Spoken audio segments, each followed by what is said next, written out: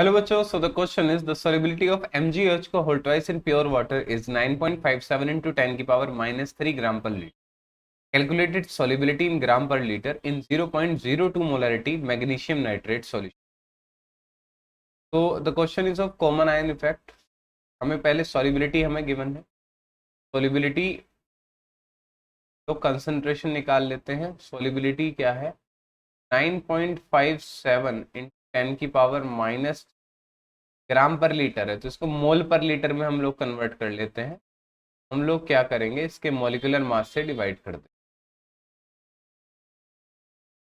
ये आ जाएगा मोल पर लीटर. ये हमारी सॉलिबिलिटी आ जाएगी. ठीक है, तो क्या आ जाएगी 1.65 इंटू 10 की पावर -4 पोलैरिटी. ठीक है, सॉलिबिलिटी आ गई. अब अगर हम मान लीजिए MgOH के होल ट्वाइस का सॉलिबिलिटी प्रोडक्ट निकालना चाहते हैं, G2OH होल ट्वाइस डिसोसिएट होगा इस तरीके से Mg2 प्लस OH माइनस. और अगर इसकी सॉलिबिलिटी हमने S मानी है तो 2S हो जाएगी. और KSP जो आएगा वो आ जाएगा S इंटू 2S का स्क्वायर, यानी कि KSP हमारे पास आएगा 4S क्यूब. ठीक है, और सॉलिबिलिटी तो हमें पता है कितनी है. सॉलिबिलिटी है हमारे पास 1.65 10 की पावर -4 की पावर क्यूब. ठीक है, तो KSP कितना आ जाएगा हमारे पास 1.8 इंटू पावर माइनस.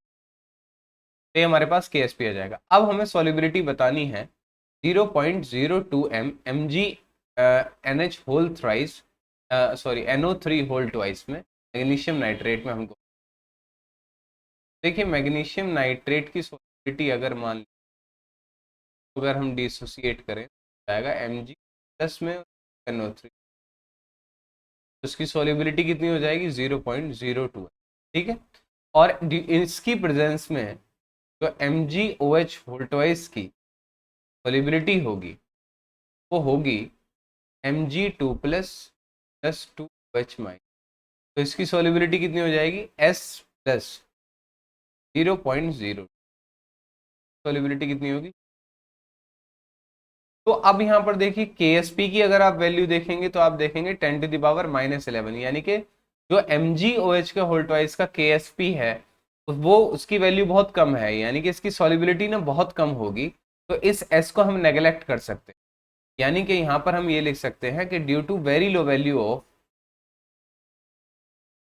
हम लिख सकते हैं ये वेरी लो है, वेरी लो.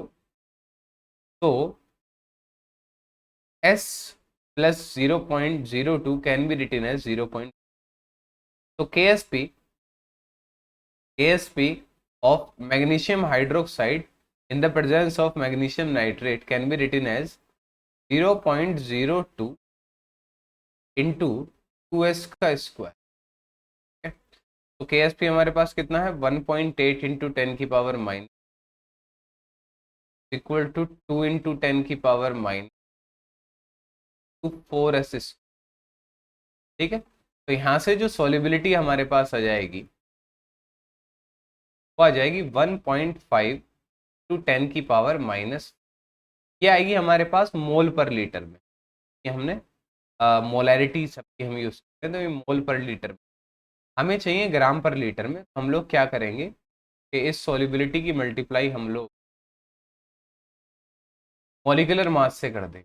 जैसे हमने मॉलिक्यूलर मास से डिवाइड किया था पहले, तो ग्राम पर लीटर को मोल पर लीटर में, अब हम मोल से ग्राम में जाने के लिए मल्टीप्लाई कर देंगे. सॉलिबिलिटी जो आ जाएगी 8.7 इंटू 10 की पावर -4 ग्राम पर litre. So this is the final answer. So I hope the concept is very much clear to you. Thank you and best of luck.